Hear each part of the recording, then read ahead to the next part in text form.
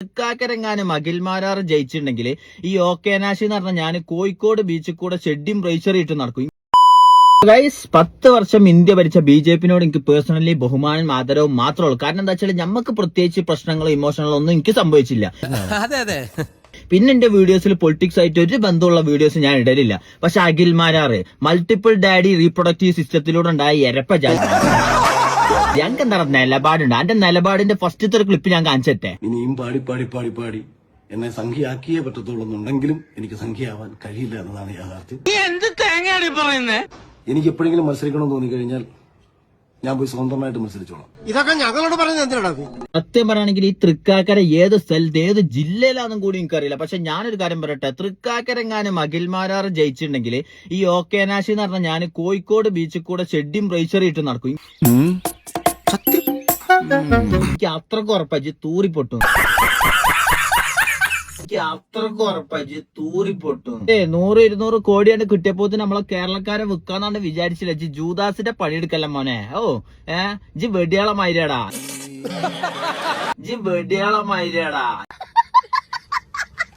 ആരാണ് ഏറ്റവും കൂടുതൽ പൈസ ഓല കൊടുത്തിലാജി പോവുക. നിലപാടിന്റെ രാജകുമാരൻ.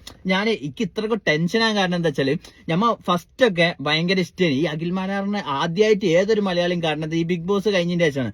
അന്ന് ഇയാളിങ്ങനെ ഞാൻ ശ്രദ്ധിക്കും, എച്ചാതി വാക്കുകൾ ഇങ്ങനെ എനിക്ക് ഇങ്ങനെ സംസാരിക്കാൻ കഴിയും. അതൊക്കെ ഇങ്ങനെ ഞാൻ ഇങ്ങനെ ഒരു റോൾ മോഡലായ മനുഷ്യനെ. പാർട്ടിനോടുള്ള ദേഷ്യാന്നൊന്നും വിചാരിക്കരുത്. ഇപ്പം ഡോക്ടർ റോബിനും BJP-ക്ക് പോയിട്ടില്ല, നമ്മളെന്തെങ്കിലും പറഞ്ഞിട്ടുണ്ടോ? ഇല്ല. കാരണം ഓൻ്റെതായിട്ടുള്ള ഇങ്ങനെ ഇവന്റെ ഐഡിയ എന്താന്ന് നിങ്ങൾക്ക് മനസ്സിലായി. ആദ്യം ഇങ്ങനെ പറയാം, ഞാനൊരു പാർട്ടിയിലും ഇതാക്കൂല ചാണകത്ത് ചവിട്ടൂല. അപ്പൊ എന്ത് ചെയ്യും BJP-ക്കാര്? ഇവന്റെ ഈ അഭിമാനത്തിന് ഒരു 200 കോടി കൊടുക്കും, അപ്പൊ അവൻ വിറ്റോളെന്ന് വിചാരിക്കും. അങ്ങനെ പൈസ ഉണ്ടാക്കാടെ ഈ എരപ്പചാതി. നിങ്ങൾക്ക് ടാറ്റിക്സ് മനസ്സിലായ? ഫസ്റ്റ് ബിഗ് ബോസ് ആണ് കഴിഞ്ഞ് കുറച്ച കാലം കഴിഞ്ഞപ്പോ കയ്യിലുള്ള പൈസ ഒക്കെ കഴിഞ്ഞു. അപ്പൊ തോന്നി ഒരു പടം ഇറക്കാന്ന്. പടം ഇറക്കിയപ്പോ ഏതോ ഒരു മുള്ളംകൊല്ലി എന്തോ ഒരു ഊള പടം ഇറക്കിനു. ഒരു ചള്ളൊക്കെ ഒന്ന് കൊടുക്കാൻ തോന്നാ. മനുഷ്യരെ 160 ഉറുപ്പ്യ പോയതാ. 160 ഉറുപ്പ്യ ഉണ്ടോ മര്യാദ? 160 ഉറുപ്പ്യ പോയത് അന്ന് പടം കണ്ടിട്ട്. എന്നിട്ട് അന്ന് അഖിൽമാരോടുള്ള ഇഷ്ടം കൊണ്ട് പോയി കണ്ടത്. അത് പോട്ടെ, 160 പോട്ടെ, മര്യാദക്ക് GPay ചെയ്തോണ്ടി. എന്നിട്ട് അത് കഴിഞ്ഞതിന്റെ ശേഷം എന്ത് അപ്പൊ എന്നിട്ട് ആ പടം പൊട്ടിന്റെ ശേഷം എന്നിട്ട് പ്രൊഡ്യൂസറോട് ഉളുപ്പില്ലാതെ പൈസ ചോദിച്ചിട്ടില്ല. ഞാൻ 4-5 പ്രവേശം വീഡിയോ ചെയ്തതിന് അതിനുള്ള പൈസ എങ്കിലും തരുമെന്ന് പറഞ്ഞിട്ട് ഇനി നടക്കാൻ പോണെന്ന് എന്താ വെച്ചാല് BJP-ല് മത്സരിച്ചിട്ട് പൊട്ടി. എന്നിട്ട് BJP-ന്റെ ആൾക്കാർ എന്തെങ്കിലും പൈസ ഒരു 100 കോടി 200 കോടി തരാറുണ്ടോ? എന്നിട്ട് 50 കോടി കൊടുത്ത് അഡ്ജസ്റ്റ് ചെയ്തിട്ടുണ്ടെങ്കിൽ ആള് വീഡിയോ ഇടും.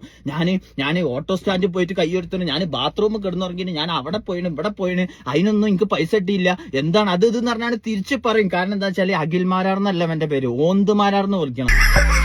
ഹായ് ഗൈസ്, ഞാൻ നിങ്ങളെ സ്വന്തം ഓന്തുമാരാറാണ്. കേരള ജനതക്കൊക്കെ എന്നെ അറിയാം. ഞാനൊരു വെടിയാളമായിട്ടാണ്. ആരാണോ ഏറ്റവും കൂടുതൽ പൈസ ഓല കൂടുതലാണ് ഞാനുള്ളത്. ഇപ്പൊ